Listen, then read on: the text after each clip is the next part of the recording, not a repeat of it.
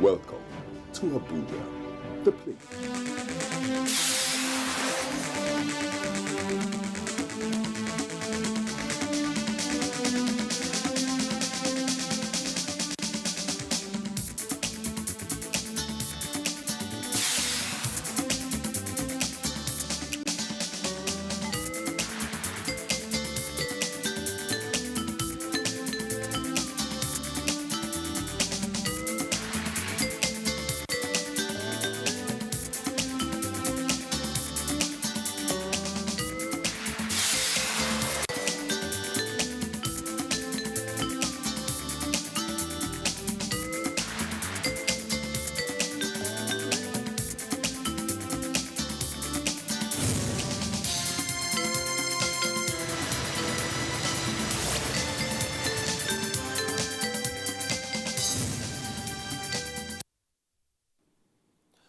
Nigeria, just like most colonized nations in the world, has had its fair share of internal security challenges, which is naturally a universal factor that grows with emerging or developing countries of the world. The unification of northern and southern protectorates in 1914 under the British imperialist government was a total departure from the provincial authorities, yet created a new world that further fostered oneness and promoted national consciousness. Citizens from all parts of the country gave credence to the birth of a new nation through the maintenance of peace and security, which was much needed for the attainment of political independence in 1960. Now, with more than 6 decades of independence, Nigeria has continued to witness different forms of unrest, from the civil war to high-level crimes and to the present state of terrorism, banditry, and abduction for ransom. In the last 2 decades, the insecurity in Nigeria has assumed a formidable dimension that not only requires a multi-stakeholders approach as a preference for violence in expressing pent-up frustration and disenchantment with the state, its citizens and national totems may be a pointer to the need to revive moral values and virtues within the socio-economic, political, religious, and educational institutions in the country. Governments at all levels are said to be at the center of finding lasting solutions to these crimes in collaboration with security agencies, but the cooperation and support of the citizens towards eliminating the perpetrators remained a huge task. Tuesday Live tonight shall focus on the recent spate of insecurity, particularly the surge of attacks on security infrastructure, banditry, insurgency, secession, agitations, and other heinous crimes, and citizens' responsibility in tackling the tensions with those that know. But before we go further, my name is Omini Oden. But first, let's take this background report put together by Oyinaya Kaluoka. Long time ago in the olden days, communal living was the way to go. Then everyone's business was actually for everyone, as people looked out for each other, and that makes it easy fishing out bad eggs. Nowadays, the gap seems to be expanding as the issue of paying attention to one's surrounding is evaporating. Here is Garki Village, a popular community in Abuja Municipal Area Council, not far from the city center. This community is home to different people from different parts of the country and beyond, living together for years. Well, I've been staying here for quite a very long time. I don't think I know what most of my neighbors do. I'm addicted to my phone. That took a lot of my time without even considering about my neighbors or any other thing. My neighbor, well, I know them as a neighbor. If you see something, say something. It's a cliche said to be relevant anytime, any day. It is all about citizens' responsibility in tackling insecurity. Citizens' responsibility in tackling insecurity is said to be one potent weapon in winning the war. And we don't know that these things are ignorance of we ourselves for not committing one or two things to ourselves. Because when you see something, you see them passing, or you see them, you see a stranger, you say, it doesn't concern me. Who does it concern? a community, they tend to know themselves one-on-one. In the community, they also can profile who is in that community that is likely to take to crime. In fact, there's just nothing hidden in any community as regards crime in any state. Traditional institutions played a critical role in achieving safety. Small wonder what is happening now. The constitution is being put on the ground. Traditional institutions will be swept under the carpet. So if we go beyond the constitution, say no, it does not say so. The role which we are playing as judges, as custodians of people, norms and values. Through addressing the challenges of unemployment, inequality, poverty, indiscipline were pointed out, experts maintain that public safety and security is everyone's responsibility and should not be left in the hands of security agencies alone. Oyinaya Kalo Oka, NTA. Citizens' responsibility in tackling insecurity is the focus of the program tonight.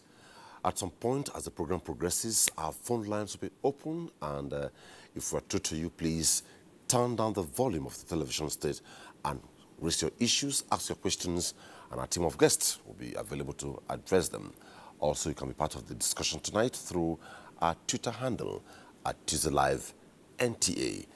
Just in sustaining the conversation tonight, we shall be dotting the landscape of Nigeria to bring you up to speed of developments, all in keeping faith with the topic tonight, which is citizens' responsibility in tackling insecurity. We shall be going to Lagos, Oka, Ilorin, and Enugu tonight. I'm being joined tonight by a team of guests in Abuja, beginning with the Commandant General, Nigerian Security and Civil Defense Corps, Dr. Ahmed Abubakar Audi, MNI. Welcome to Tuesday Live. Thank you, sir. Also tonight, we've been joined by the AIG in charge of federal operations, Johnson Kokumo. Good to see you on the program.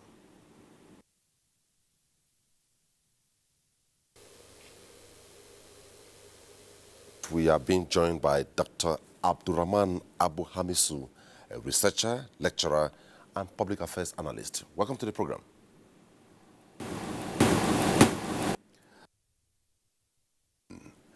Well, Commander General, let me begin with you with this very simple. I know very well citizens watching us, a lot need to be reminded that it takes two to tango, that they have a responsibility when it comes to insecurity or security in the country. And I want to ask, security is everybody's responsibility. Yes. How do you open up with that? Well, thank you for having me. You see, more often than not, people misconstrue security for just mere protection. It is much more than that. You see, the absence of security is insecurity. And the absence of insecurity is security. And there is this popular saying that says, security is supposed to be for all. Security should not be left in the hand of only security agencies. Nigeria is expressing a very different type of insecurity over time. The one we are conversant with is the symmetric war, the normal conventional war. But this time around, we have been faced with a monster called the asymmetric war.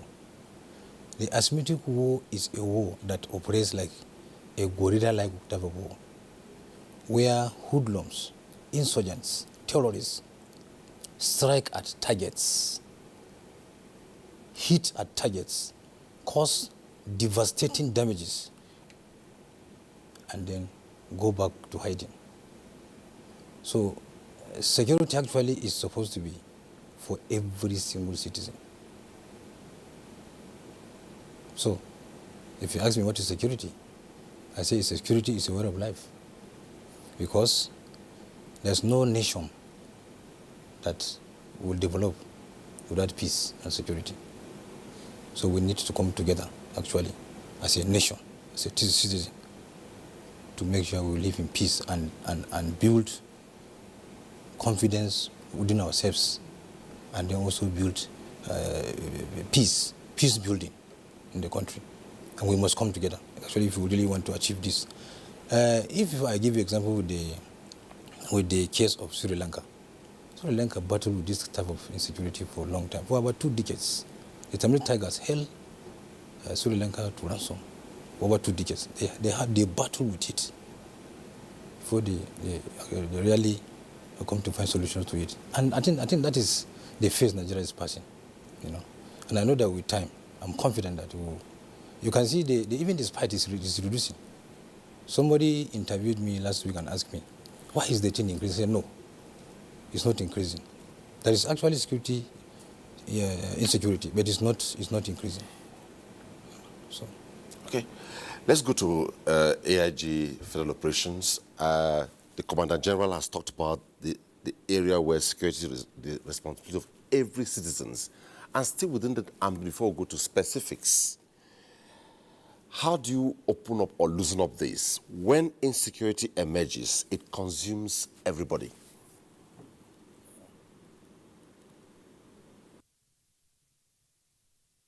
I want you to come again with the question, as you are not too clear at my end here. And I simply said, if security is the responsibility of each and every single citizen, like the Commandant General has explained, and I said, how do you loosen up this puzzle? When insecurity emerges, it consumes everybody. When we have insecurity, it becomes problematic. The problem cuts across religion, it cuts across ethnic group. So it remains a fact, incontrovertible fact, that security is the business of all and sundry. At the level of the individual, at the level of community, at the level of local government, state government, federal government, all tiers of government, everybody, of course, has one thing or the other to do as civic responsibility to ensure that we all remain in a secured environment. Okay. Dr. Hamisu, if this has been established and when insecurity emerges, it consumes everybody and security is everybody's responsibility. If we throw a pebble in the market square, it does not know who is Yoruba, who is Igbo, who is Hausa, who is Tiv, who is Efuk, who is Ibibio, who is Idoma. So it means truly that we as a people, we owe the government the responsibility, just like the government owe the people the responsibility. In simple terms, what role should the citizens be playing? Thank you very much. It has been established, and there is no need to overflog the issue that security is everyone's business.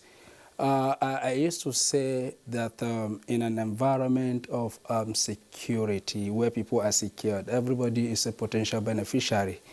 And in an atmosphere of insecurity, everybody is a potential victim.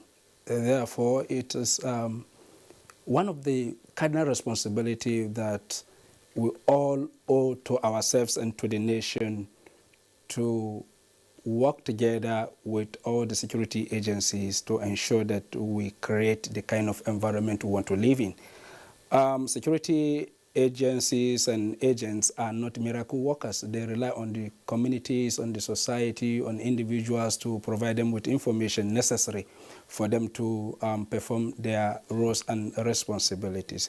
All of this used to come with a caveat, and the caveat is we must create an environment where the people are absolutely confident to give information, and once they give that information, they know that they are secure.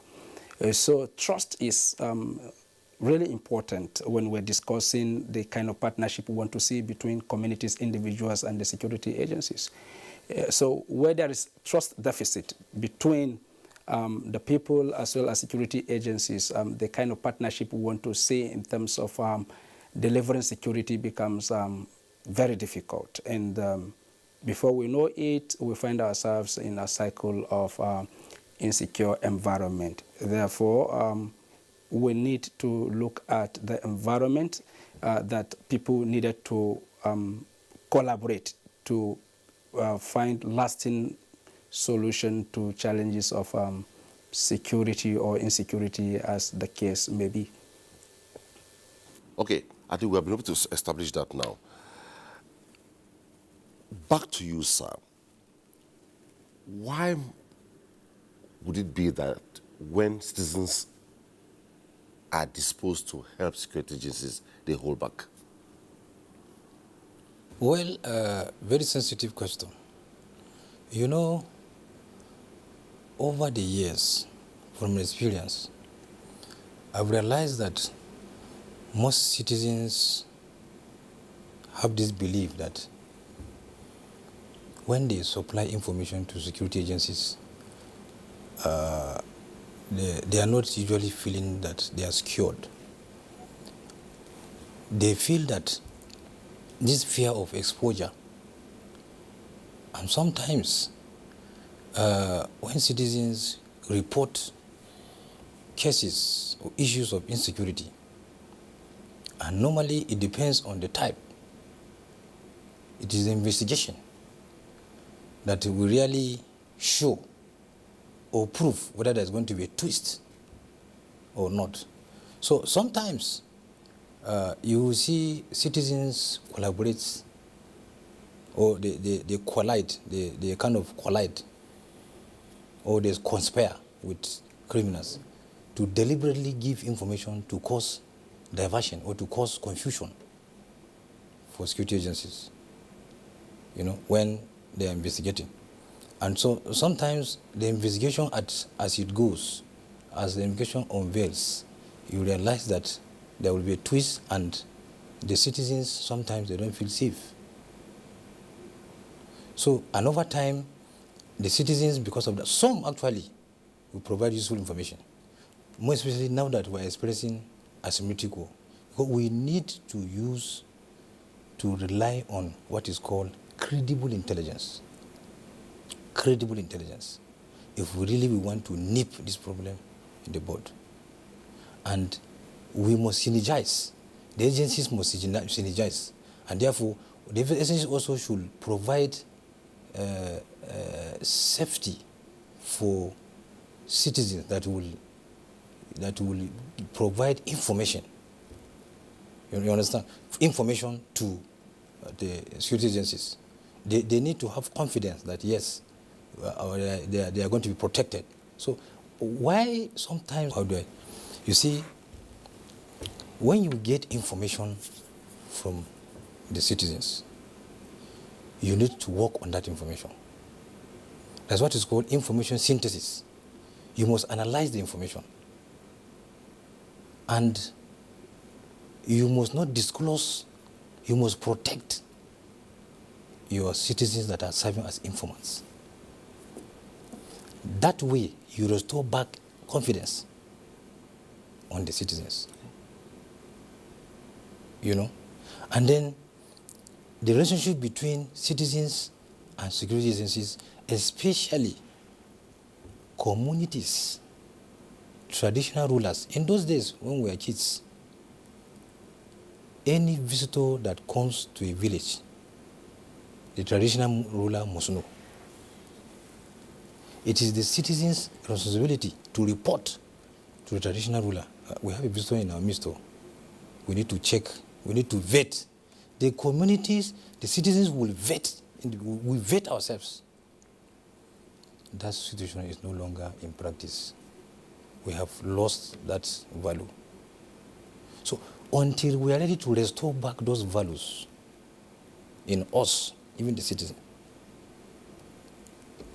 it will take us time to go out of this quagmire. Okay.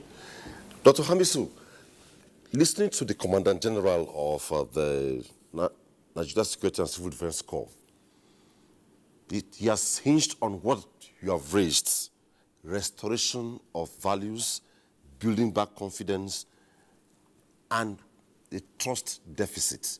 Now, how do we attain it?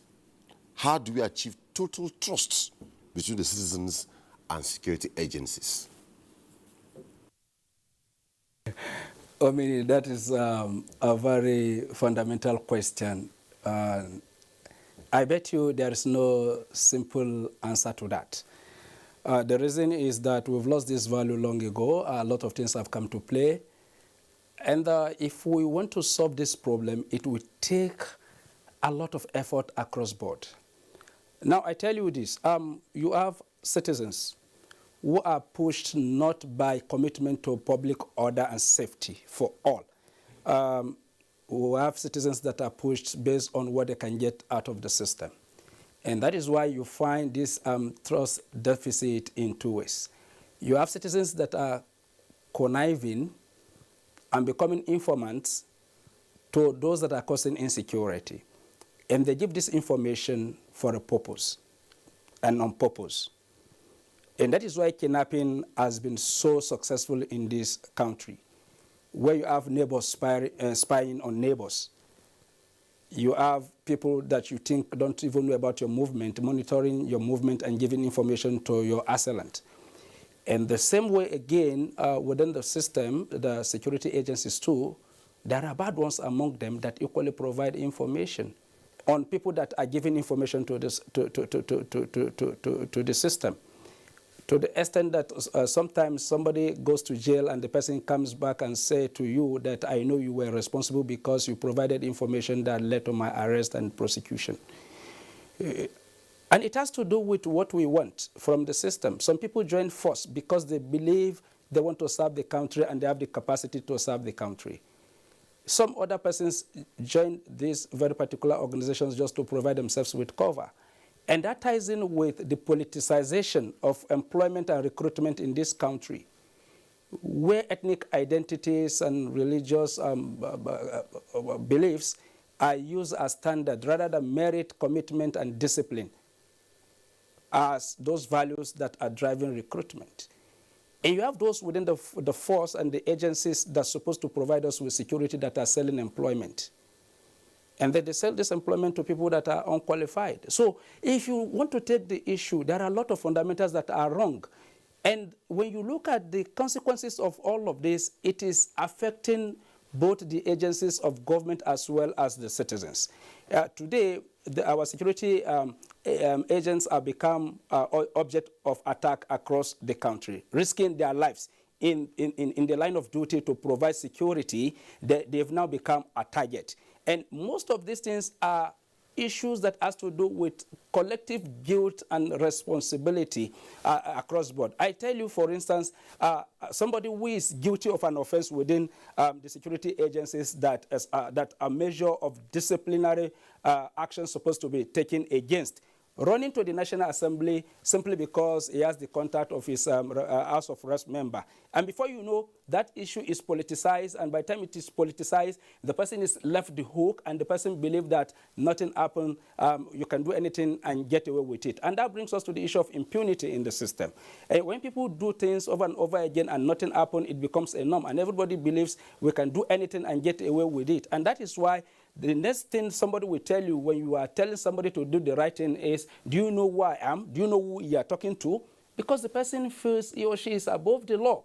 And if we have a society where there is politicization of almost everything, including security, including public order, including recruitment, including promotion and demotion, including deployment, you have the most intelligent officers that have never been given the responsibility to drive the processes of providing security. And you have very, very incompetent persons simply because there is a little budgetary allocation to that very particular office, occupying such an office, not because the person has the competence to provide what it needed to be provided for the safety of our people, but because of the interest in that very particular mega amount of resources that's supposed to be given to that office. So if you ask me, how do we solve this problem? It starts with everybody.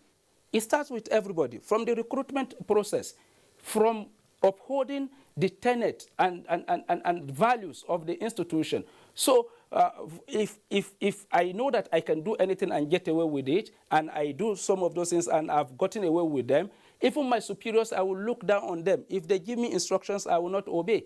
If you touch me, I run to a higher authority that will protect the person. And that is why countries that have progressed, people that have progressed, they attune their minds to the challenges that are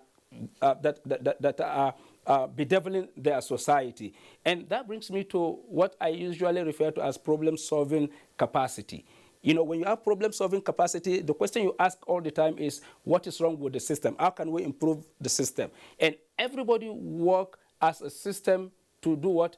To reform the system. But where you have, for instance, the police trying to sanitize the force by sacking some persons, and then before you know, some group of people will come either from their state legislature or from the National Assembly to say that the IG must halt the process until further notice, and you let those people out of the hook. We will continue to have what we have in the form of NSAS, because it is a protest against what some people perceive to be injustices. And some of these injustices, by the time you go deep into it, you realize that even the force, the force and the people that are in charge of disciplinary measures, their hands are tied. So if we want to see security in this country, we must begin to obey rules and regulation. We must support processes that will sanitize the system.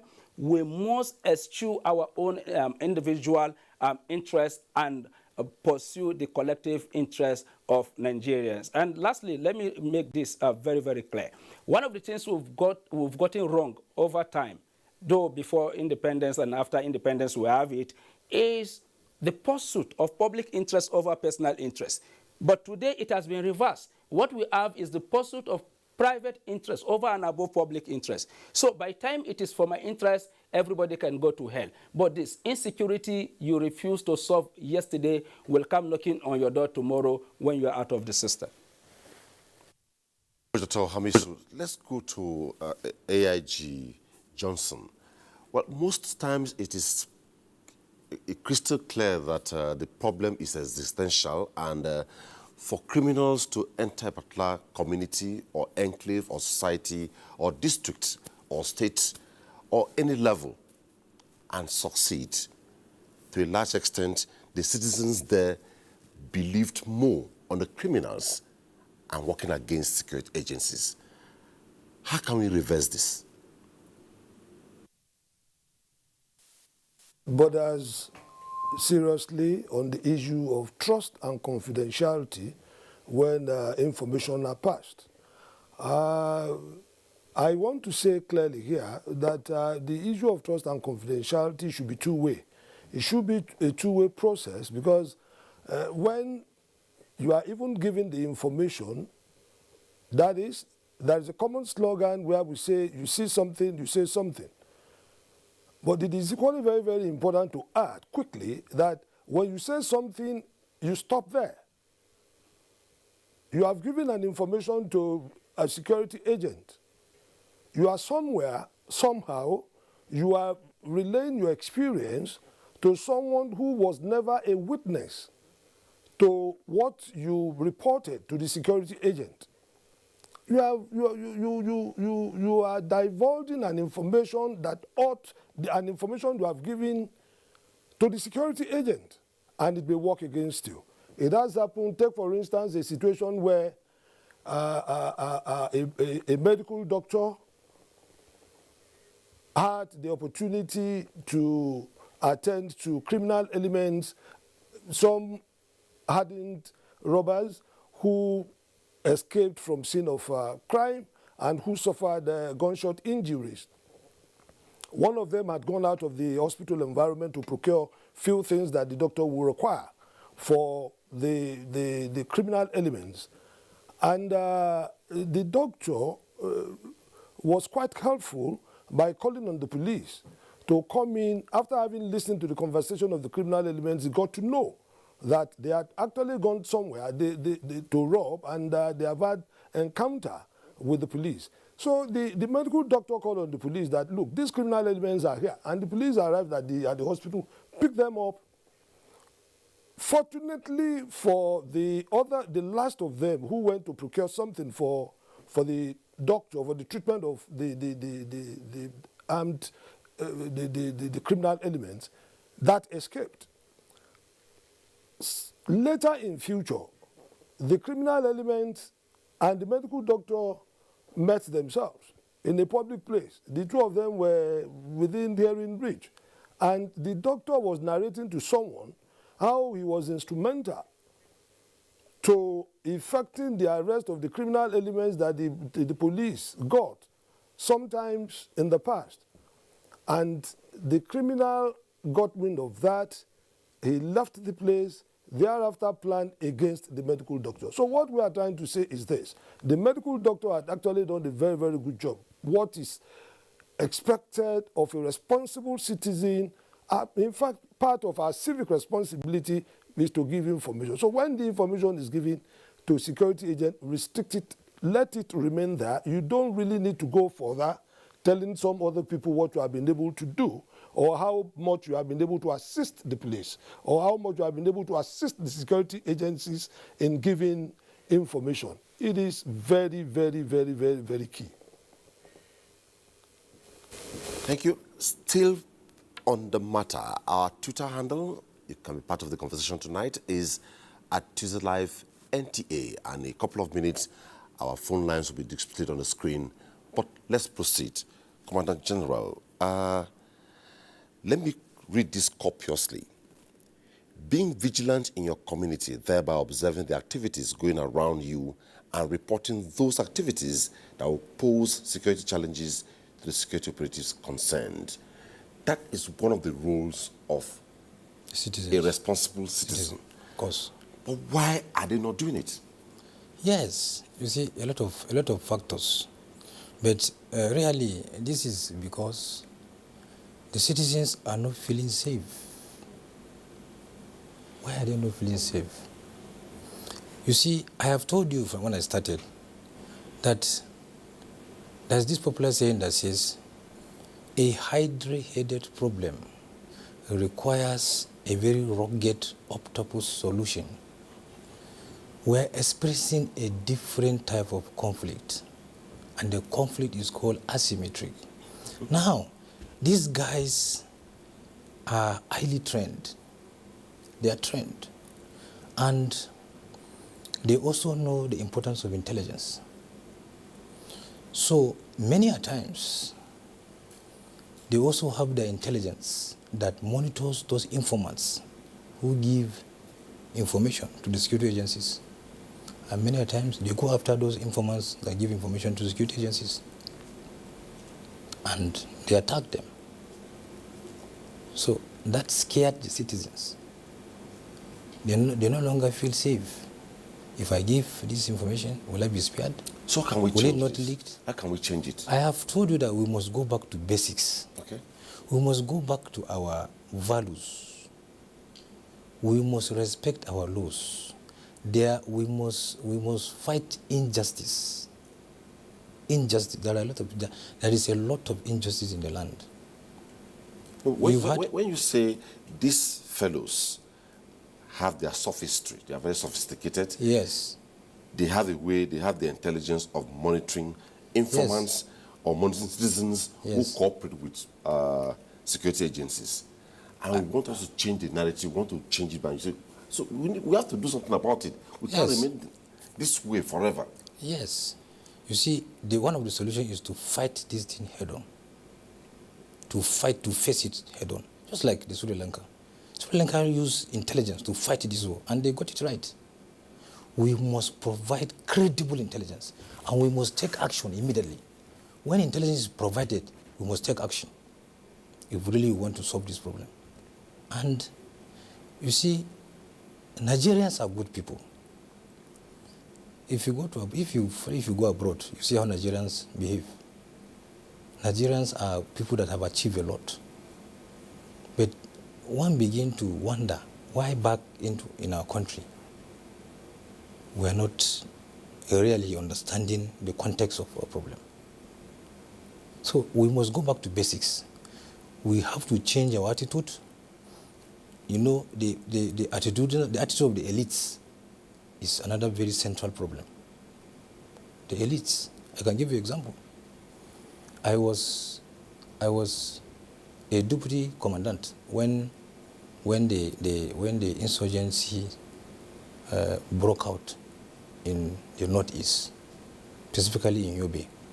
That was around 2008-9.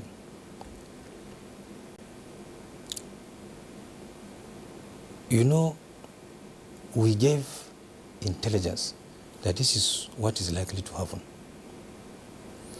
Our political elites recruited these thugs who were idle, used them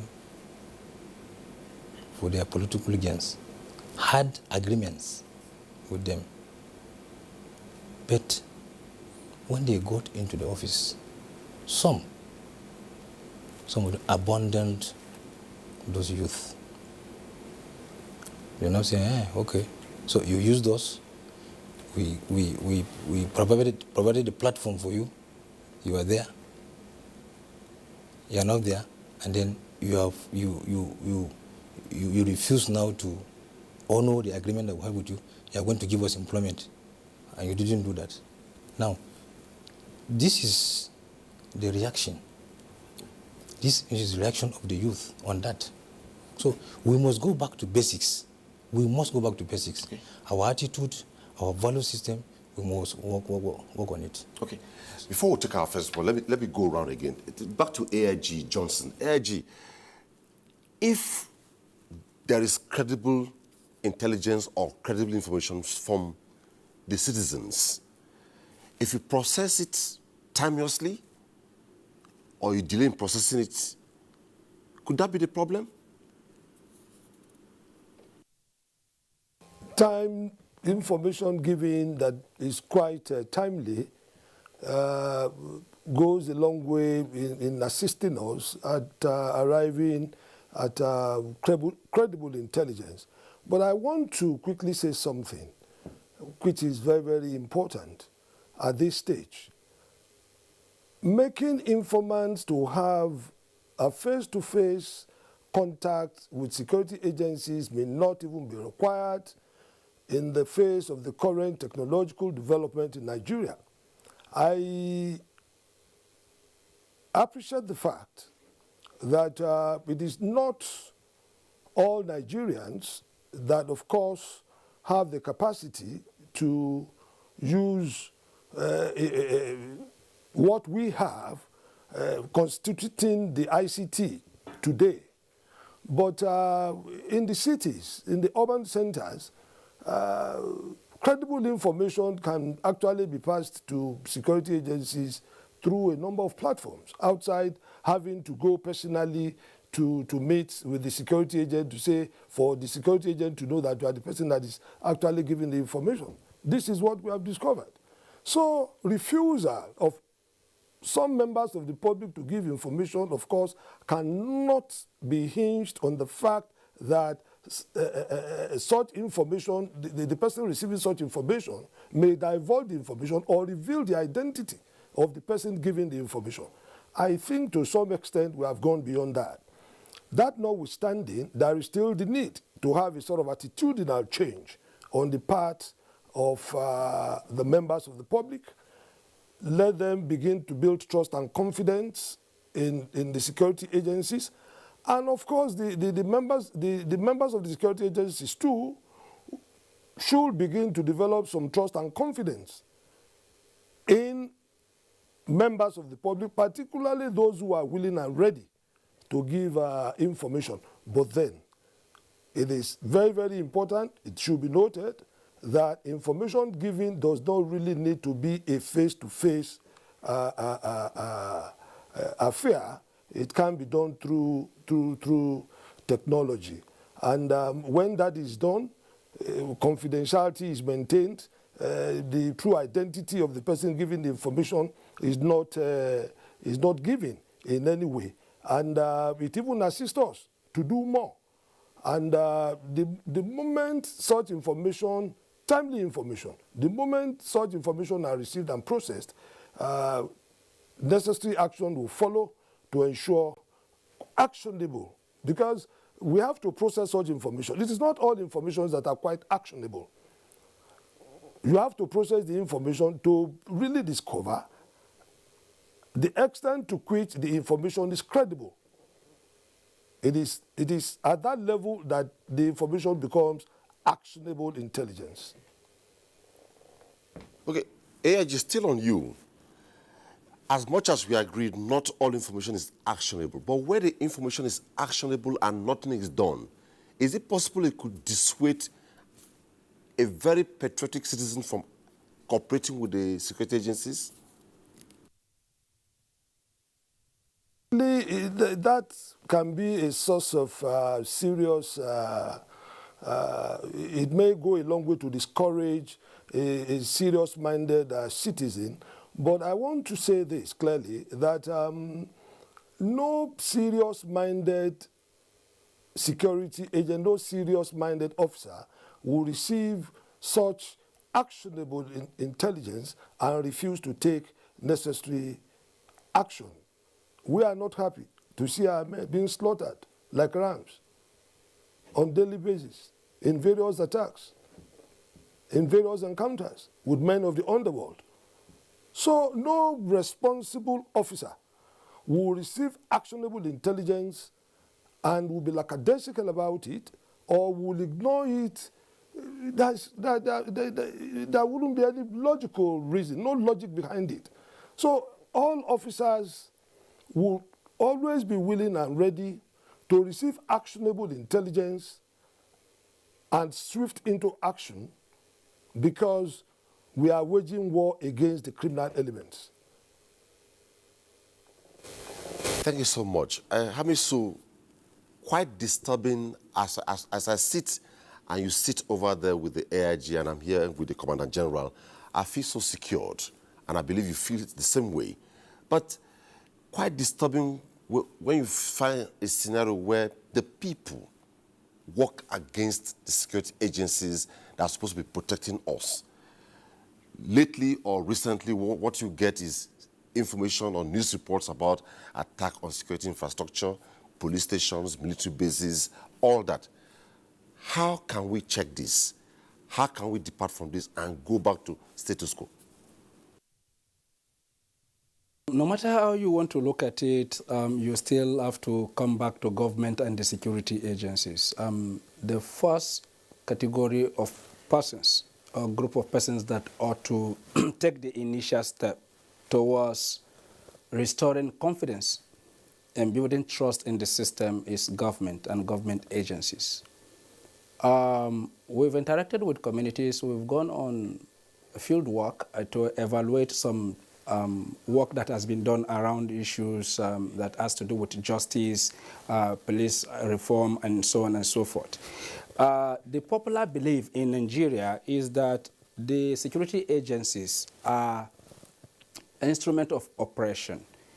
And most especially like the police, people view the police as instrument for extortion. It's not only the police that is doing it. So the insecurity that we're talking about is not generated by one agency alone.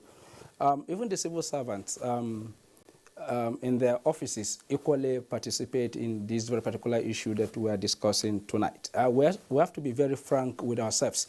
We don't have any country apart from Nigeria, and if there is anything today, I'm not sure if there is any of our neighbors that can be able to take in the population that we have in Nigeria, which means that we have to do something and do something very fast to arrest the situation. What we are seeing today is a manifestation of the discontent of the people. The security arrangement, for instance, you have the VIPs being guided by the police or the army, as the case may be. And so they can do anything they want to do and they get away with it because they are not subjected to the same insecurity, the same scenarios, the same abuses, the same alienation that people are feeling. So, for instance, other countries, a citizen is a citizen. At most, as a VIP, you get one police officer. But here in Nigeria, those that are supposed to even feel the impact of the insecurity so that they are able to act are not even feeling it. So the ordinary person is left on the street to feel the brunt.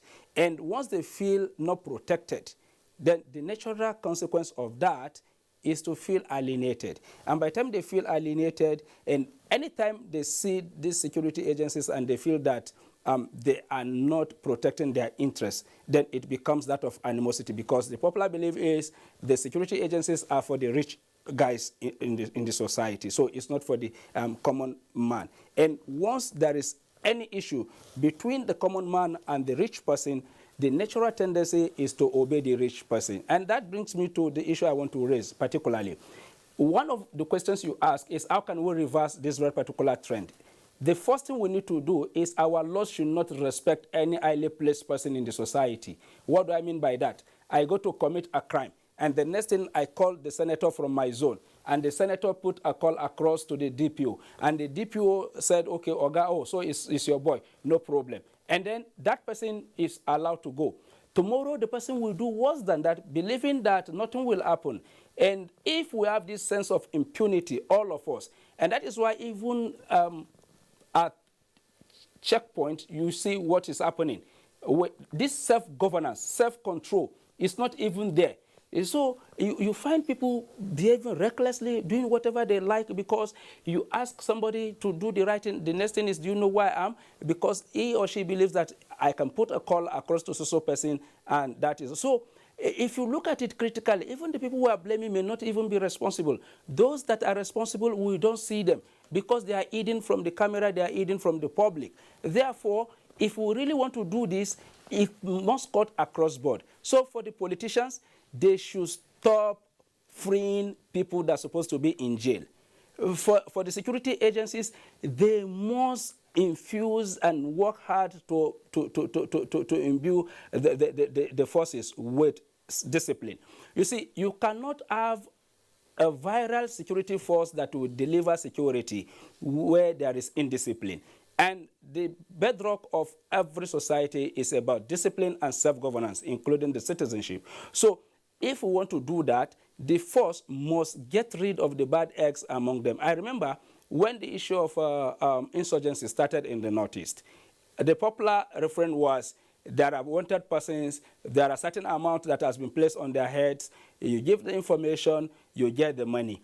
And then by the time you give the information and you go back to your home at night, the same people come after you to say, you thought we would not know that you gave this information, which means that the information somehow has leaked. And then what confidence will I have as a citizen when I see my friend that gave information yesterday killed the following money? I won't have any incentive to give any information if my security is never guaranteed. The same way that people are giving information to the bad guys. And then the another thing we need to do again is that the bad guys are paying more to get information, and they're treating their information sources with absolute confidentiality. So we cannot invoke patriotism only. If we look at countries in the world that are interested in governing the world, they spend a lot of resources to do what? To gather information. They spend a lot of money to maintain their information sources. They spend a lot of money to protect their information sources. But in our own case, we have perpetual budget deficit. And on top of that, again, issues around indiscipline, issues around lack of trust, issues around lack of confidentiality. So if we cannot, and we don't need money to solve the problem of confidentiality. We don't need money to solve the problem of trust. What we need money for is to protect the sources of our information.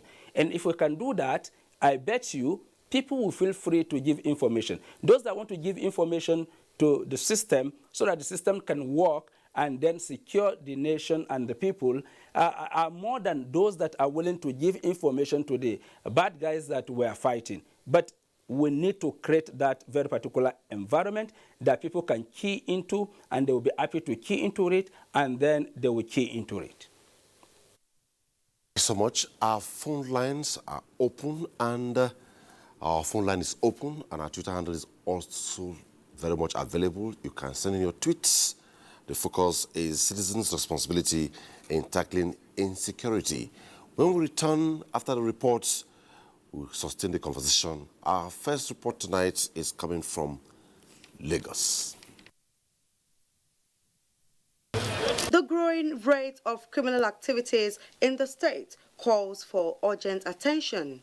Upai Ezera is a reporter with a radio station in Lagos. He was a victim of the criminal operations known as One Chance. I flagged down this vehicle and they stopped, and I approached and boarded. Should be barely about 5 seconds after I boarded.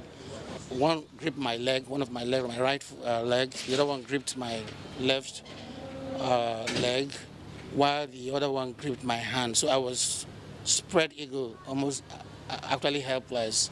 I was driving from Georgia. I had a flat tire. In the course of trying to change my, flat tire to bring in the extra tire, I was robbed. As against the usual heavy presence of security personnel on the streets of Lagos in flashpoints, the narrative has changed owing to various circumstances, which has given room for increase in crime rates and traffic robbery in the metropolis. So many intelligence-led policing devices, technical devices have been ignited now. We have the tactical units that are highly responsive now, like the Rapid Response Squad as far as Lagos is concerned. In these trying times, what are the security tips expected to help residents to address the growing menace of insecurity? One thing we have to do, number one, we have to start organizing ourselves. People that are living in estates should come together, have a meeting, plan the security of their estate. People who are living on the street should have a meeting and make sure that they can even bring out vigilantes among them who will be patrolling the place at night and then shift, to other people. Let them do a shifting thing. Because right now it has come to the extent where we have to help ourselves. Respondents said that efforts by residents to provide relevant information to security operatives to guarantee their safety will go a long way in minimizing the spate of insecurity in the country. Our next stop tonight is Awka, Anambra State. Now, Anambra takes pride as one of the safest states in Nigeria. The situation is, however, not the same at present, as the state, just like other states across the Federation, is grappling with one security challenge or another. Various degrees of attacks allegedly carried out by unknown gunmen at different security formations, personnel and facilities, as well as other government-owned establishments within the state, have resulted in many fatalities, with property and equipment, especially vehicles and guns, worth millions of naira lost to the prevailing security situation. The absence of the usual security checkpoints has no doubt increased the case of armed robbery attacks being reported by citizens and residents of the state. It is a sad development and it is worsening. It must give cause for worry to any person who calls himself a Nigerian. The challenge notwithstanding, citizens and residents of Awka, the state capital, are not deterred in their commitment and support for the government in salvaging the deteriorating situation. Around here, we see what is happening. We see the migration from place to place that is happening around here. And it gets you worried, it gets you uncomfortable. So seeing that and the way it is, the government wouldn't be able to do everything for you. You on your own, you have to be alert. We as individuals have to be security conscious on our own. We have to help the government avoid certain things that we are doing or comport ourselves and know how to move around. I depend, before I come out in the morning, I pray to tell God to guide and protect me anywhere my family is. That is my security. With reported cases of suspected armed robbers allegedly burnt to death in some communities within the state by angry residents, it is the expectation of citizens and residents of the state that normalcy is restored to forestall anarchy. To report there from Lagos and Awka, skipping faith with this conversation tonight, our Twitter handle is busting already with a lot of inquest and contributions. But before we go there, let us keep this issue straightened out. Commander General, now, within the ambit of your operations, you have laws extant laws governing you, meaning you are an institution. Let's say, for instance, one of the things you do is the protection of national infrastructure. Let's say critical assets. Oil pipeline, critical assets. Physical. Within a community, we have somebody who is involved in oil bunkering. He has lived in that community year in, year out. He gets arrested and he returns. He gets arrested, the citizens there inform government about it, you act on it, but the same person returns back to that. That could be one of the reasons why citizens are a bit withdrawn from assisting or making themselves available responsibly for security, national security protection. Yeah. Well, you see, in our own case, we have our act. As a matter of fact, we operate on the basis of two existing acts. The first act of 2003 and the second amendment act of 2007. And it is clearly stated for us our mandates. Like you said, if you look at the national security strategy of government that was really published by the Office of the National Security Advisor, it is stated very clearly that civil defense, Nigerian Security and Civil Defense Corps is the lead agency actually in the area of protection of critical national asset and infrastructure. And over time, we operate within the confines of our law. When we make arrests, we investigate. Like you said, bunkerers, we investigate. When we investigate, we write our report. And our act stipulates that we can also prosecute. So we take the matter to court. And we leave the court to, that is not our jurisdiction. Adjudication is in the court. So the case will pass through the court process. So if eventually the court realizes that the person that is arrested, the suspect, is not guilty, that is the court decision. Yes, but once the court says the person is guilty, he faces the wrath of it. And but have you had cases, as much as I know, have you forgot this, congratulations, you're settling in on your appointment as Commander General of the Good. Yes. Have you had cases where somebody commits a crime and is arrested by your organization and there's this phone call from above trying to influence your action? Well, as much as you are protected by law. Well, you know, I'm a security officer, a trainer for that matter.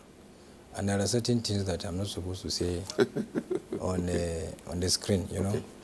But I like to say that civil defense really has been allowed to be doing her duties over the years, because this is my 24th year in civil defense, and I have gone through most of our formations, and I have not been able to experience such cases. We do have some high-profile cases actually, but that we were disallowed for carrying a function. No, not to my knowledge. Okay, thank you so much. Yeah. Let's take a couple of tweets into something, because the tweets are quite many, and I want to begin with this particular one. The first one here is coming from at Oyebole Olusegun 1. Yeah. The lecturer has spoken nothing but the truth in government. Now, even in security agencies, promotions are not gotten by merit, rather by man knows man recruitment. Also, juniors are now seniors to those they met at work. That's demoralizing. That's a concern. The next one from Celestine Obi. The relationship between the citizens and security forces has broken down due to infringement of human rights of the citizens by the security forces. The people no longer trust the security agencies. Dr. Hamisu, how do you react to this?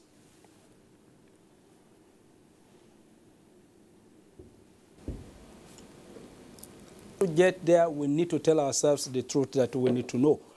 If we are not able to tell ourselves the truth, we can't come out with solutions, workable solutions. Yeah, I mentioned impunity.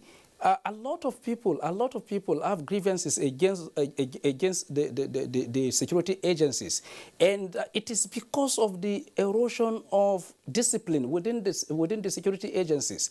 The people that are supposed to champion that, their hands are tied, because a lot of this has been politicized, and then those that are doing the abuse within the system continue to do the abusing, and then a lot of people are radicalized, and because a lot of people are radicalized, before you know it, they react. I give you an instance. When people are sent to patrol or to mount roadblock to check out for criminals, and then you use the instrumentality of your gun to force citizens, commuters, to give bribe against their wish, you are radicalizing those people. And any opportunity for them to unleash their venom on those set of security agencies, they will never spare. But again, in doing that, we're equally imperiling our own security, because the insecurity we create in trying to solve another insecurity will come knocking on our doors. So we should be able to start a movement, a peaceful one, that will assist the system to reform.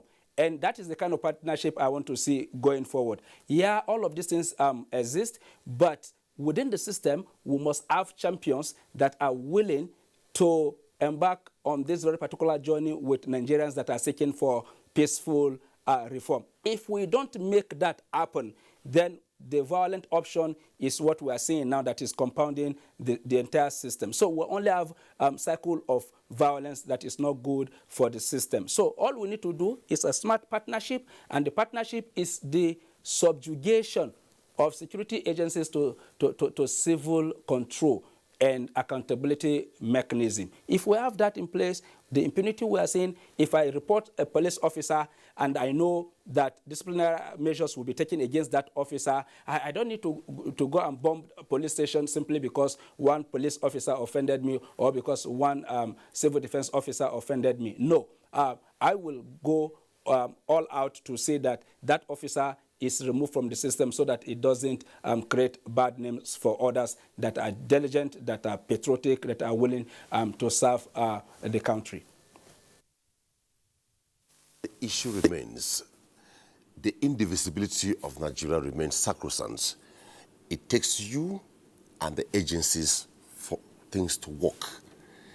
The citizens have a responsibility. It is clearly stated here that security is the responsibility of each and every single citizen of Nigeria. When we return, we subsist and sustain the conversation after this time out. Stay with us. The struggle for independence had been a long and tough one. Our founding fathers and compatriots sacrificed their comfort and even shed their blood. We cannot at this point in history afford to spirit away their sacrifices for immediate but temporary gains of today. Let us emphasize what unites and not what divides us. Working for the unity of purpose with a stronger vision for a better tomorrow. NTA, growing with the nation. Together, no matter where you come from, no matter your religion, we are one. Let's live together.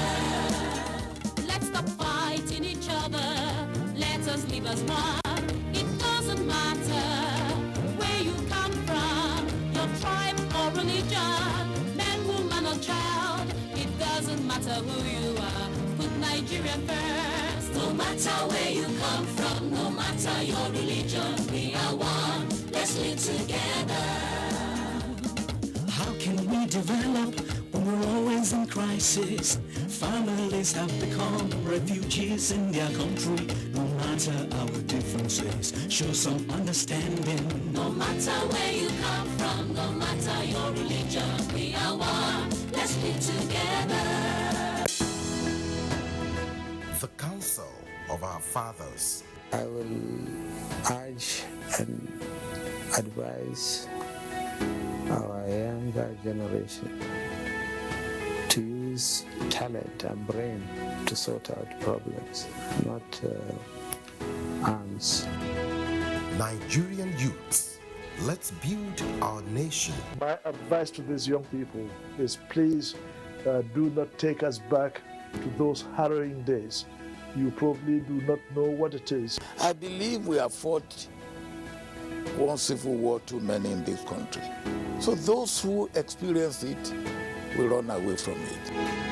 Nigerian youths, let's build our nation together.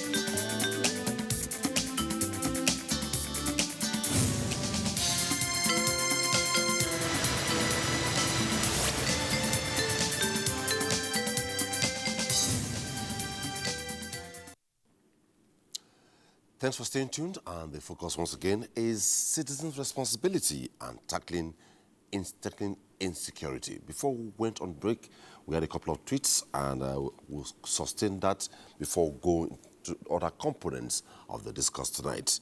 Let's go to AIG Johnson. A couple of tweets are directed at him. Before then, Suleiman Koro Adamu says, kudos to the Commandant General of National Security and Civil Defense Corps and Dr. Abdurrahman and AIG Johnson Kumo for the topic, well treated, and pray to Almighty Allah to guide them all right all the time. From Adamu Koro. His glory evidence at Vincent Hayes says, in most cases, when credible intelligence is provided to the police, they hold you responsible and make you become the subject of investigation to the extent that you may be made to regret the decision of providing such intelligence. This is a major problem. AIG, how do you react to this, please? I've said this earlier here, that we have various platforms through which information can be passed to the police. You don't get a policeman at a pepper soup joint, and you are telling us you are passing information to a policeman at pepper soup joint. By the time you have a very important information, an information that has the potentials of becoming credible intelligence, you walk into the police station, you meet with the divisional police officer, who of course has put in a number of years, who is quite responsible, who will treat the information you are giving with confidentiality and swing into action promptly to see to it that the problem is addressed. And it goes beyond that. There are other platforms through which information could be passed to the police.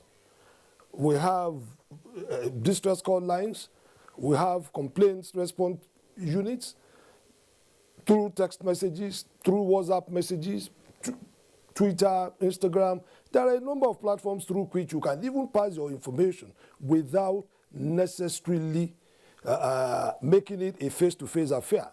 And we have recorded instances where somebody goes to the police to lodge complaints who was equally involved, actively involved in the commission of the offense. In other words, a principal offender who may be trying to be smart, going to the police to lodge complaints. By the time investigation commences and the available evidence is convincing enough to indict the person, to establish the involvement of the person giving the information, definitely he has to be treated as one of the principal offenders. He has to be processed as such through the courts. In such instances, you see people complaining. I want to say clearly that we are not saying there are no bad eggs. Yes, I'm not trying to say there are no bad eggs. There are bad eggs, and we do all within our capacity to sanitize the system. The police remains an organization that has mechanism, disciplinary mechanism to punish erring officers. The mechanism is there, christened orderly room trial. So when such erring officers are caught, we process them through the departmental trial, and they are always given commensurate punishment to serve as deterrence to others. That is the bad eggs. But whoever has credible information to pass to us, we will always treat with confidentiality. And such information processed into credible intelligence, we will not waste time in going into action, because we are, in fact, giving us information, you are helping us. You are helping us to do our job. So there is no basis. It is illogical, completely illogical, for any policeman to treat information casually, to treat information unprofessionally. Quite illogical, because you would not know whether you are the next target.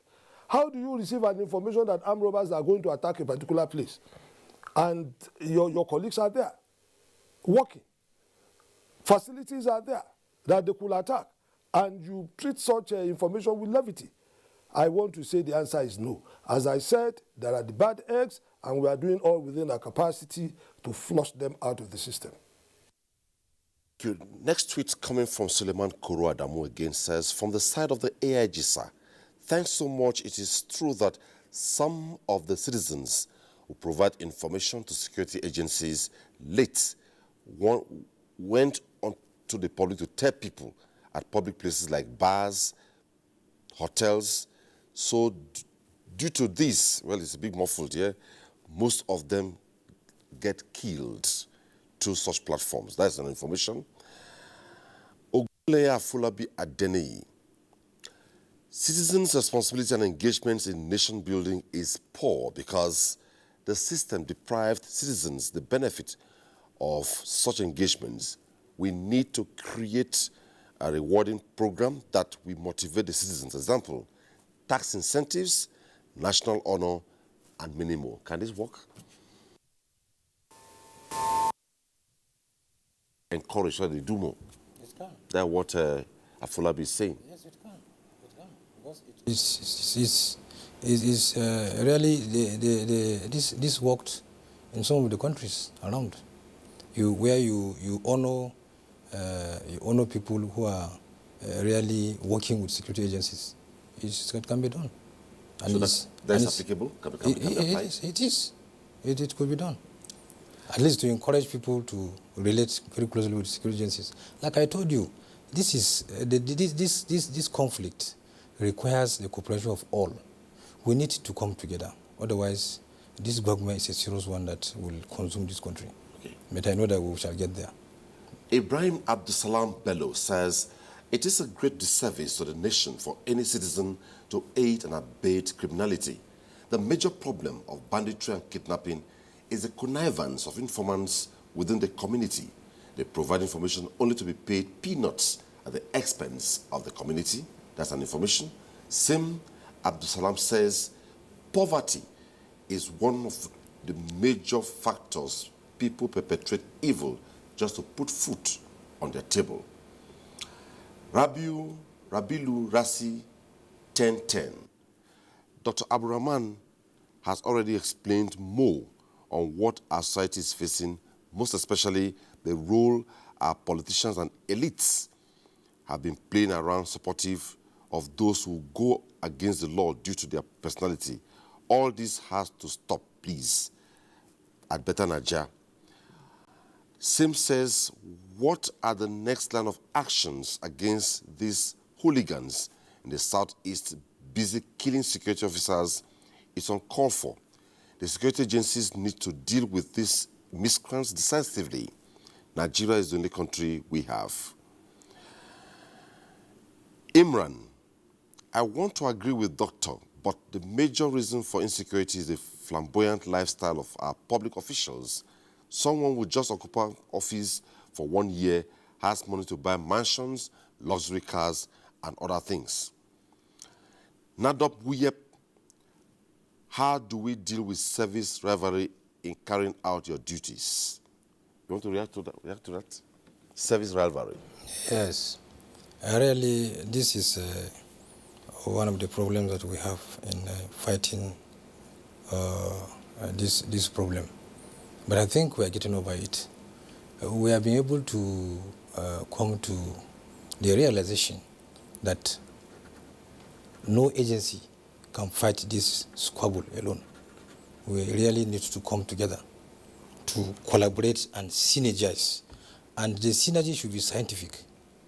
What do I mean by scientific? We should share, in fact, we must share intelligence.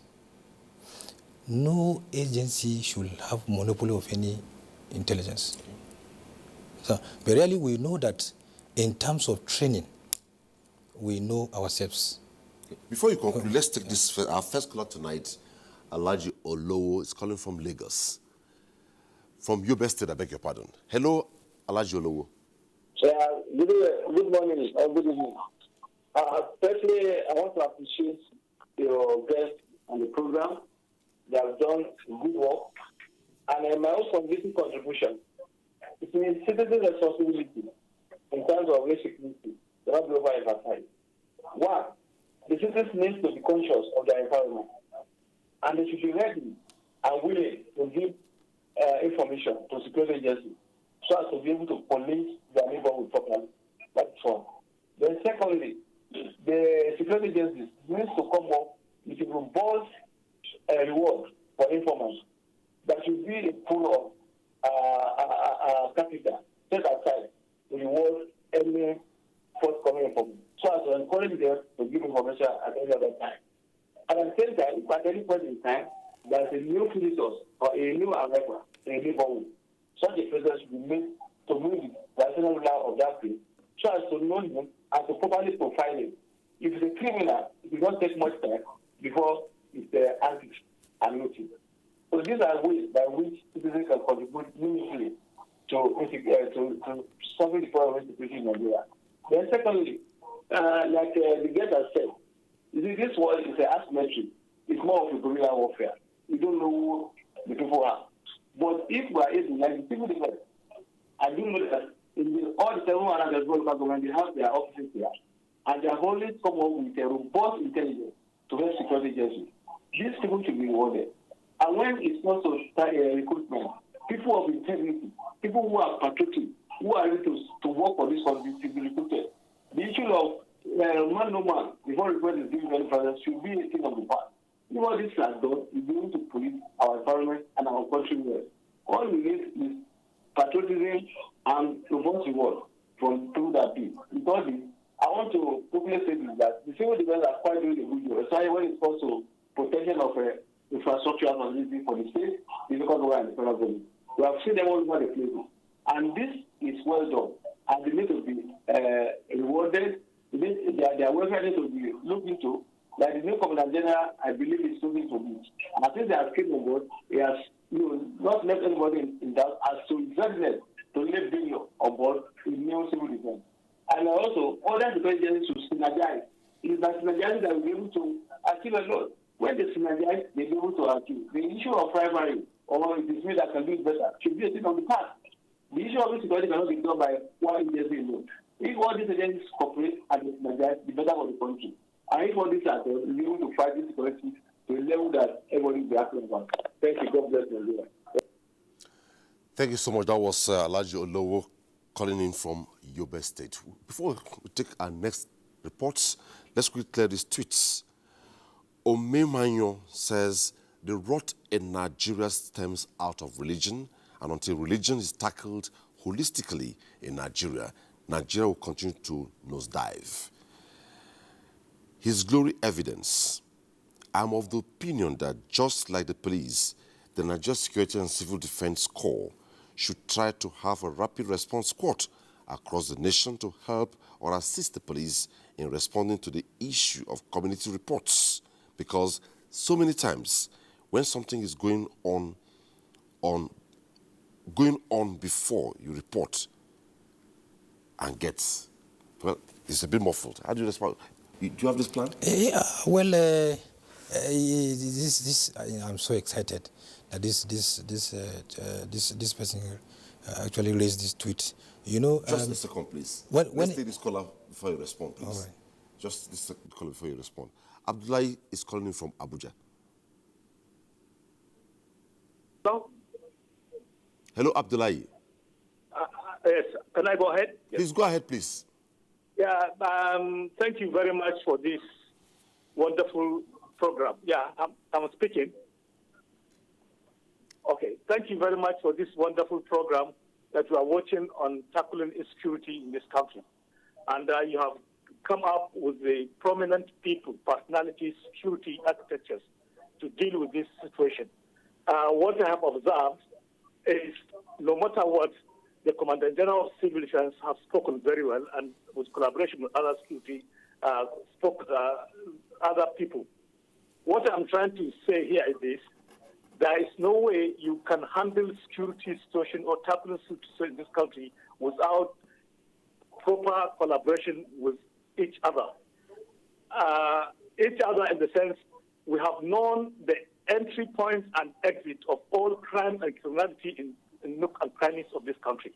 But pragmatic approach is very important. Timely approach is very important. Negligence is not good for us. So the security agencies have to come together and fight this criminality along the way. Some areas we have seen where some stakeholders are being involved in criminality in this country. So what we don't do now is pragmatic approach, collaboration, synergy, and concerted efforts in sharing intelligence and other areas of coverage. And I thank the Commandant General, Dr. Audi, and other people sitting there for a beautiful setup. Thank you very much for this program. And thank you so much, Abdullahi. Abdullahi called in from Abuja. Doctor, you were about to respond to the tweets. Well, what I was trying to say is that, you see, when I resumed, I look at our structure, because I resumed with a mandate to reposition the service, you know. And so what I did was that I introduced two platforms. The first one is I introduced what is called IAS, Integrated Electronic Arrest Reporting System. It's an internal platform that I've. Then I now also introduce a platform that will give opportunity for Nigerians to report to us using other technology softwares like Twitter, WhatsApp, and what have you. And that these platforms has provided a column where we cover our informants. In fact, even if you come physically and give us information, that's the way we protect you, you know. And then part of my vision was to introduce a female squad, and I have done that. I've just commissioned it last week, and specifically, their function is going to be to give protection and safety for our schools. Okay. Because how did I came up with this? I conducted a study called vulnerability study. It's a kind of a survey, an analysis of our schools in Nigeria. And I realized that from the data that we got, the data revealed that this country has about over 81,000 schools.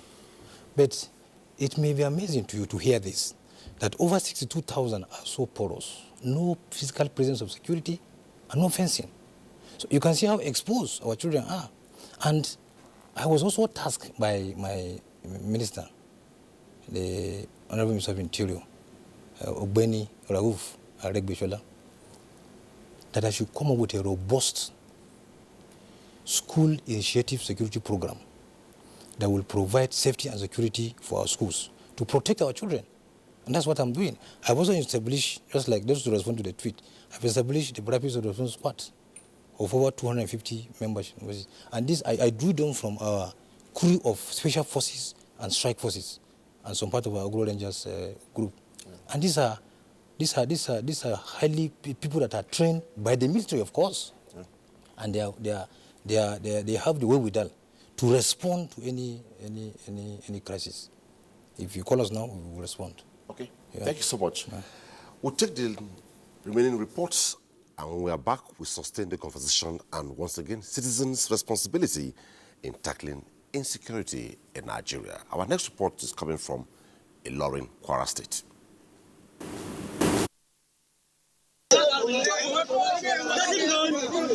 This person was apprehended at Patigi, one of the 16 local government areas of Kwara State, by the community with illegal firearms and was handed over to the police for prosecution.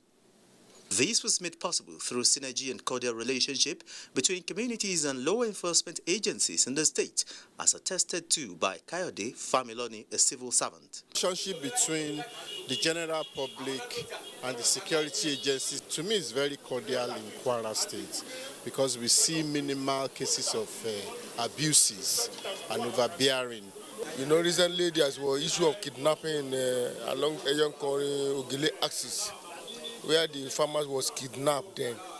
I think within the shortest period of time, the people that they are kidnapped, we are rescued with the proactive action of our security apparatus in Kwara State. To avert frequent occurrence of kidnapping and herders-farmers clashes, gradually dotting the security architecture of the state, this has prompted security agencies to re-strategize its crime-fighting techniques by adopting active community involvement, 24-hour surveillance, and heightened border patrol.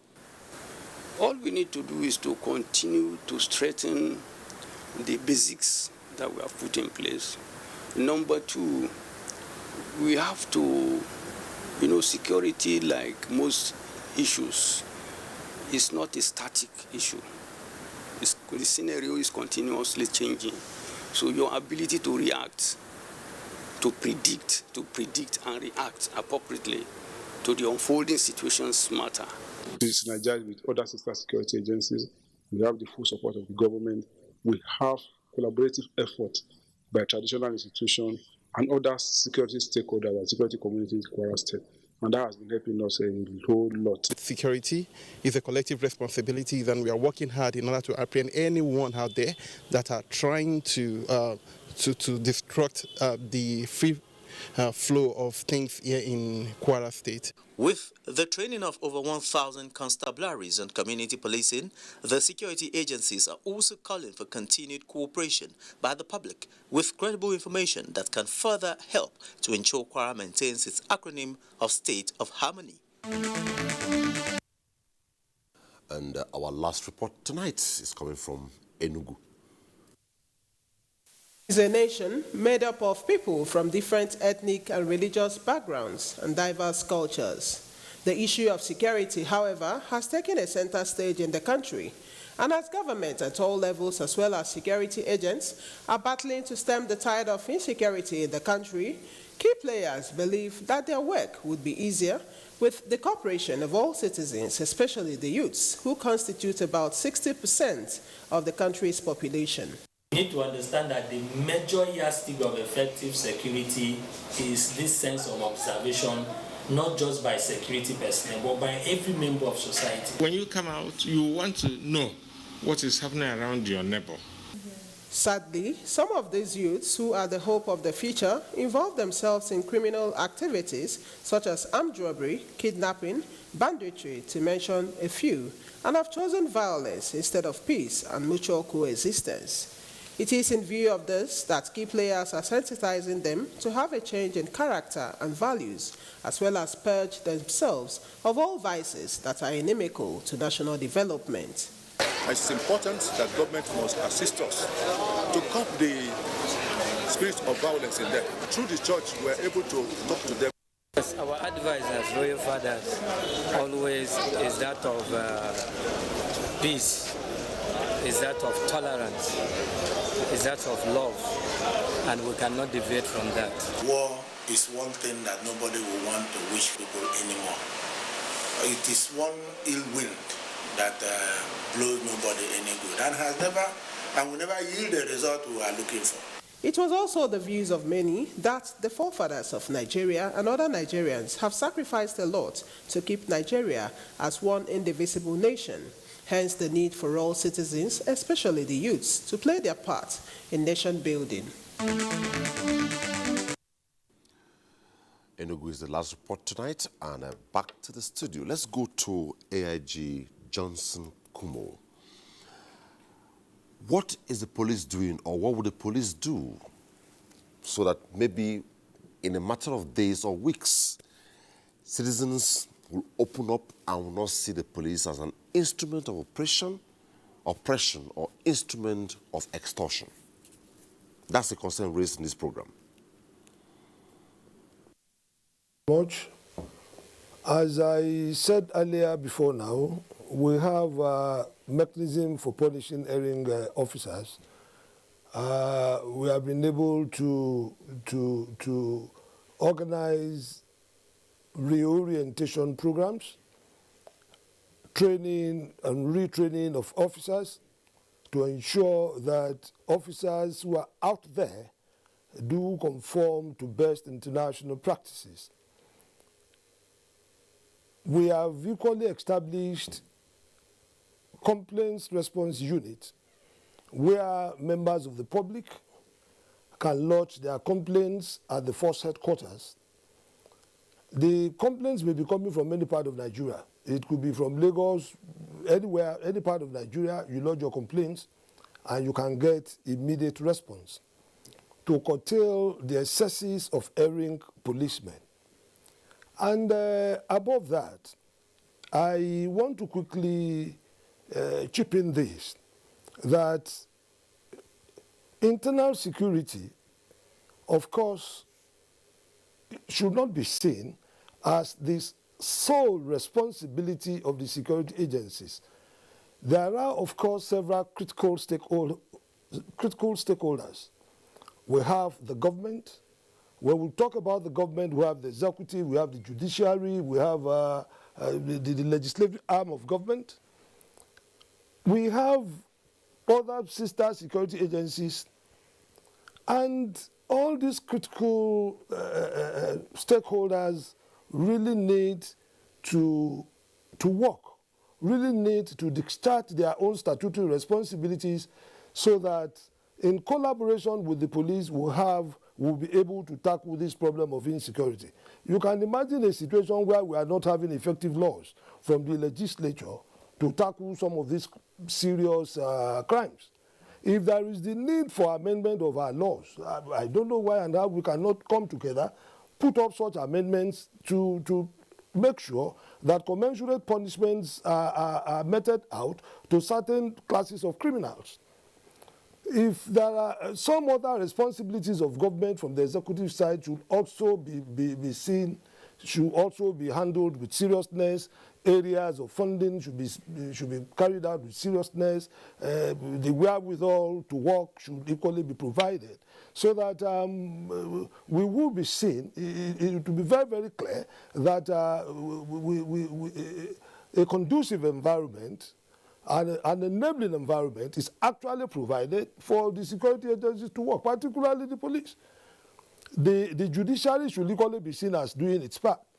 It's been said, the Commandant General of the Civil Defense did say earlier that where criminals are arrested and probably processed, investigations are carried out, processed through the courts, and thereafter the same criminal is seen outside, how do you explain such a thing? If the court says he is not found guilty and is discharged, is discharged and acquitted. In some instances, the criminal element is not even just discharged, it's equally discharged and acquitted. So all critical stakeholders, this is my stake, all critical stakeholders should be seen as doing its level best so that we will all synergize, collaborate and cooperate to ensure that our system, our society is completely sanitized. Thank you. And just reacting, Munir Barber says, we have the #1 enemy that breeds insecurity called corruption from top to bottom. What he means here is that we Nigerians are the problem, not the country called Nigeria. Time will not allow him to elaborate on this, but a simple prayer is that we should try and change our attitude and perception on what others have gone through to be a stable and viable Nigeria. I do not want to cast a blame to any section or segment of the society, but to let us do the needful. That's coming from Munil Baba. Now, Commander General, before I go to Dr. Hamisu, part of the problem, like we have started, is the trust deficit. Most often, issues of public interest are privatized. How do we restore confidence and henceforth, when an average citizen sees officers of the Nigeria Security and Civil Defense Corps, they are available to cooperate and not hoard information?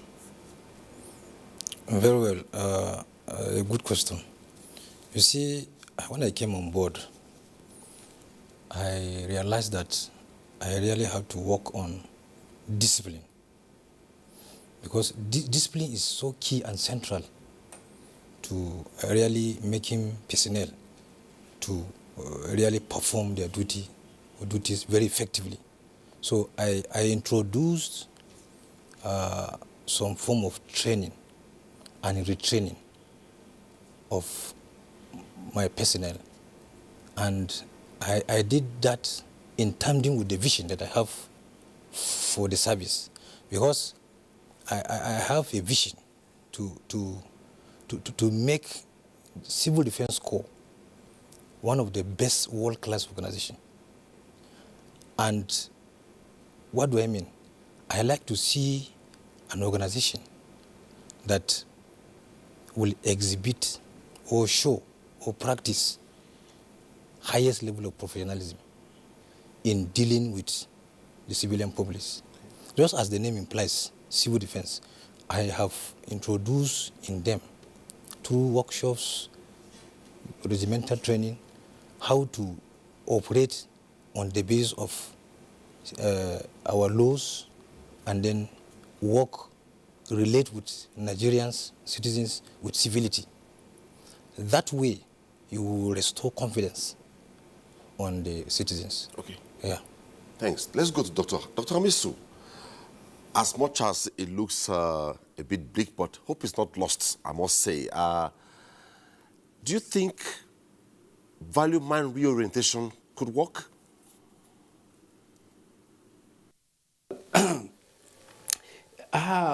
A lot of things needed to be done, and value reorientation is something that we've been doing. We've had a couple of them.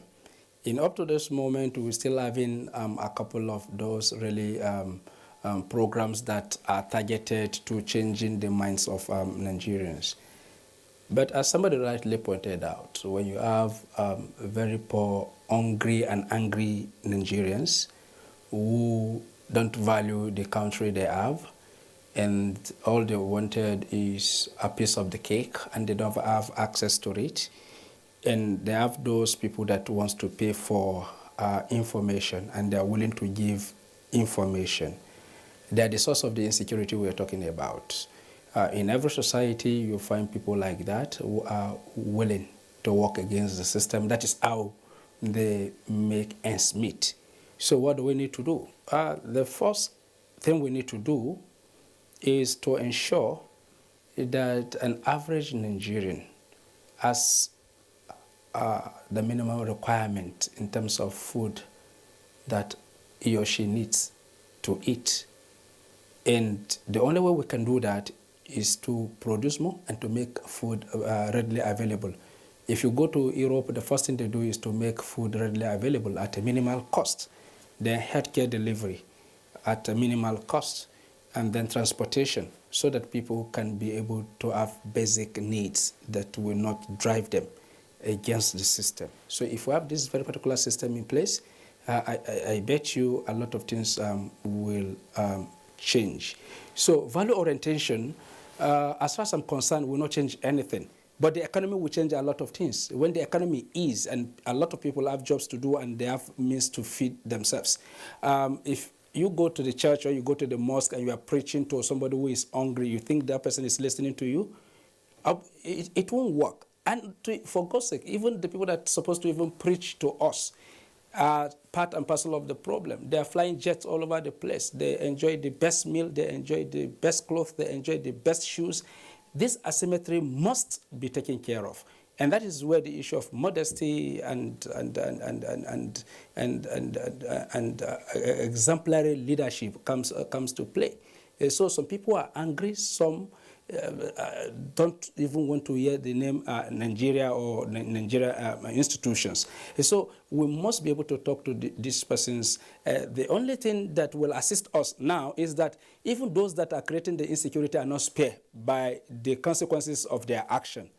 If they are learning, now some of them, their kids are being kidnapped, their wives are being kidnapped, they no longer can go outside to flout their wealth and abuse the sensibilities of Nigeria. That is teaching us a lesson that there is wisdom in moderation.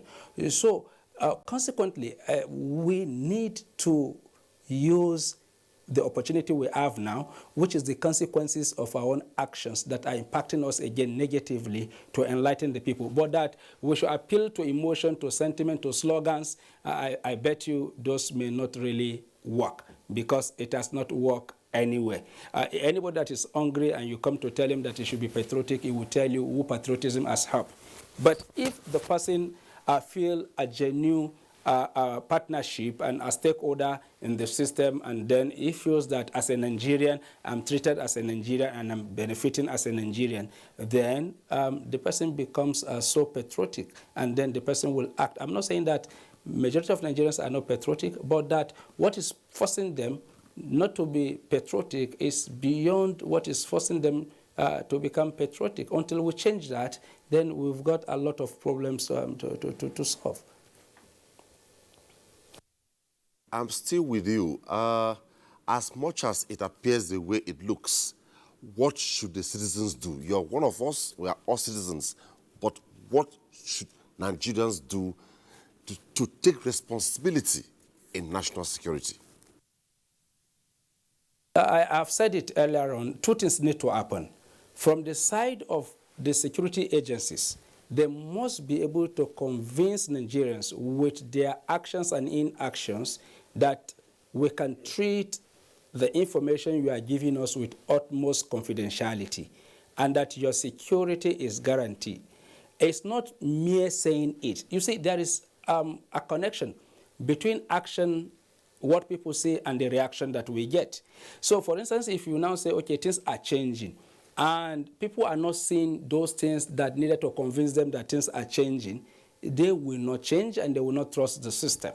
But as my brother here rightly pointed out, to say, okay, things are changing, they have the mechanism to filter the bad eggs. And we read on the pages of newspapers that 50 officers who received information from Nigerians and compromised such information has been sacked from service. And people read it, and they see it over the television. You don't need any campaign to convince people that things are changing. These are some of the things that we want to see. By the time people see that, the confidence will naturally return. But if that is not given, which is the foundation, people will not trust the system with information. And then no matter how you are going to tell people to trust the system, they will not trust the system. So it all depends on what we want to see going forward. And that is why when he mentioned it, I am glad that that is in place. But not only that, people want to see those things in operation, that, okay, yeah, it is being done. And that is the communication that we need to convince a lot of people. It's not a hopeless situation. It takes one person to start that very particular drive. And there are decent officers that are willing to change the system. What we are saying is those officers should be empowered and given the necessary offices they needed to occupy in order to assist to drive the process. If we don't reform the process, the way things are going, instead of protecting those that offer to protect us, they will be witnessing what is happening now, which is very bad and is not good for our situation as a people that are facing banditry, kidnapping, as well as terrorism. So we need to act very fast. It's a collaboration, it's a partnership. So you need to convince me. For instance, you take your money to a bank. It's because you are convinced that your money is safe in that bank. But if my money is not safe in that bank, I will not take my money to that bank. I will not ask anybody to take the money to such a bank. So it's a two-way thing. Convince us that you will treat our information with utmost confidentiality and will be ready to provide more. This is the partnership that we need to see going forward. Much, Dr. Hamisu. Let's go to AIG Johnson. Well, Dr. Hamisu says it's a partnership, and truly, by the record I have here, by cooperating with the security agencies when carrying out investigation on certain security-threatening activities, by providing them with relevant information you know about the situation. Some people are not doing it, most people are not doing this anymore, but if you reassure them, they will be back on it. How do you reassure us?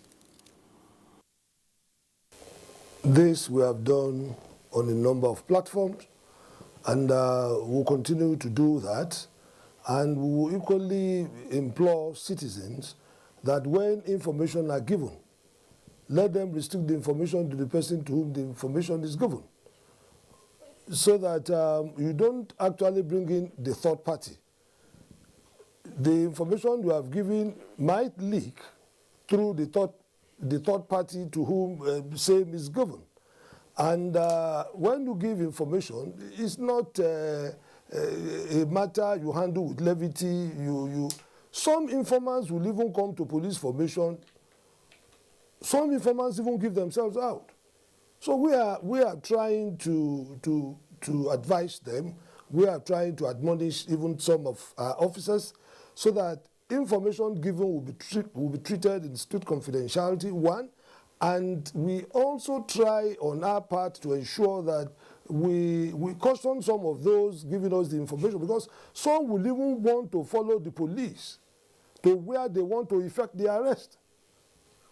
So that he wants to take credit that is the person who has actually given the information, even if it is an information concerning something bad happening in a particular environment. You see an informant who is so out of being unnecessarily anxious. He wants to show to members of the community that he is working with the police and that he is even the person that is even giving out the information. He wants to be part of interrogation.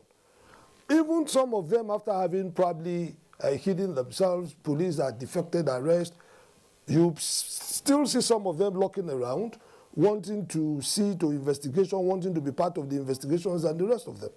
So on our part, we'll continue to do our level best to ensure that our policemen do engage themselves in actions that are quite professional, and the informants that are equally coming to us, we also see to it that they also act professionally. If from what AIG is talking about, we see a synergy between the police, civil defense, and other security agencies, do you think the citizens will be available as much as we expect? Of course, of course. We have started seeing it, because we have realized and we have discussed at strategic level that one of the problems of, one of the reasons why this quagmire linger is because of a lack of synergy between the security agencies. And we have resolved that we must synergize, because like I told you, when I started the program, I said we need to come together in the area of credible intelligence. Like, for instance, let me give you a very good example. Last week, my boys in the state, I won't mention the state, received information. That's what is called investigative twist. They receive information from a member of a family. And it's a boy that gave the information. And probably because the boy wanted some money from the parents, I think about 1 million or so, and the parents never obliged the boy. So the boy and I connived. The boy and I connived with some kidnappers and kidnapped the brother. You understand? Mm-hmm. And then afterwards, reported. So when they started the investigation and using through the phones, and then there was a lead, they eventually got the kidnappers. It was a very local, small tapes. So, and the father paid the ransom to rescue the son, who is the brother to the person that reported, who gave the information. But during investigation, there was a twist that the kidnappers confessed that it is the brother that organized the thing. So after we got all the information, we finally handed to our big brothers, the police, to continue this kidnapping problem. It's not part of our money, so we gave it to them too. So this is part of the synergy we're talking about. We must come together. And I know that the police will handle the case very well and they will prosecute. So, and I also want to disagree with the doctor that says the value system is very important. Value system, very, very important. We have lost it. We have lost it. We must restore back our value system. We must demonstrate element of patriotism. Like I told you in those days, I know that in those days, when we pass through our teachers, we remove our shoes. We remove our shoes, we hold it, and then we pass. When we pass them, we drop it and wear the shoes. The value system was inside us. It was part of us. Yeah. But now we don't know what has gone wrong. But I like to say that we are getting to the end of it. Because we have realized now, both the security agencies and the citizens, we have realized that we must come together. And that is why they say when you see something, you must say something. Okay. Yeah. Dr. Hamisu, in realizing that it takes the entire structure, the people, the security agencies to work, and the slogan has not changed. Nigeria, good people, great nation.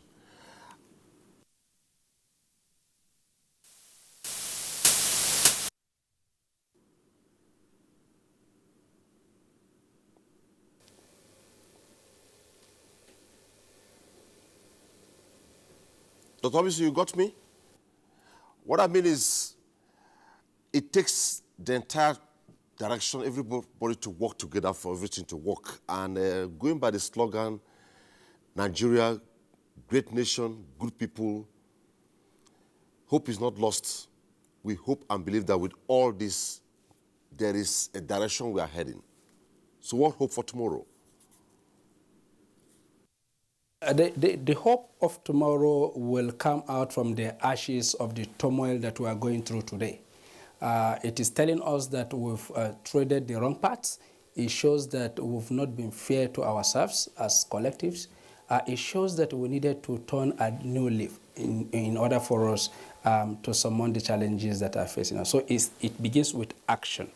And what do I mean by that? Everybody must take responsible actions that communicate to every other person that, okay, justice, because one of the things I said earlier on is the way the system is radicalizing the people to pick up arms against the system, which is not good for the system and it's not good for citizens.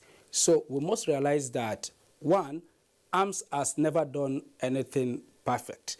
It destroys before it rebuilds. But through quality engagement and dialogue, we can solve our problems. So if we realize that burning police stations will not solve our problems, but will compound our problems, first, government will need to rebuild those police stations. That means increment in taxation or increment in the amount of resources that government requires to rebuild those very particular formations. Okay, what about the people officers that have been killed? What is their offense? Because they want to protect Nigeria. And they are not the people that we could say, okay, they committed the offense for which they are punished, which means we are not even fair to the families of those people that we are killing, simply because they are wearing the uniform that we hate. So it's going to lead us nowhere. So the only thing we need to do is dialogue. And in this dialogue, we don't need to shout on ourselves and we don't need to be exchanging threats. We need to listen to ourselves to understand where the problem lies so that we can collectively solve the problem. So the future lies with us as Nigerians, retracing our steps to tell ourselves that, look, even if we use our public offices to amass wealth, we need peace and tranquility to enjoy those wealth. To the extent that today you can no longer go to a shawarma joint to sit and buy shawarma and eat. So what is the use of the wealth? In your homes, you are hiding your laptop, you are hiding your handset from people that will barge in and take them away from you. Is that what we want? So the principle that's supposed to guide us as a people and as a nation is the principle of live and let's live. So some persons will eat chicken and they'll be comfortable. Some people will eat a whole cow and they will not be comfortable. And then life goes on. So what we need to do is, what is due to Caesar, give to Caesar, unto the Lord, to the Lord. And before you know it, peace will return. All Nigerians want to see is that leader that will give them direction, that will convince them, not by words of mouth, not by sloganeering, but by concrete deliverables that they meant to change the system, and they're changing the system through their action. Once you do that, naturally, Nigerians will follow you. I want to respond to my brother, the commandant, that, look, right from Shagari period, go check history. We've been saying war against indiscipline. I've forgotten this Shagari's program that was is Green Revolution that is coming to my mind. But it was meant for rebate. And what was it? That Nigerians should change. Change don't come through slogans. Change comes through concrete actions. People relate with their realities. So, for instance, when you have ulamas that are on the payroll of politicians that take them to Hajj and Umrah every year, that sponsor their children to abroad to study, and then that person come to meet me that whatever is happening to me is an act from God, I should be patient, that at the appointed time God will bring my own opportunity, and you think I will listen to that person?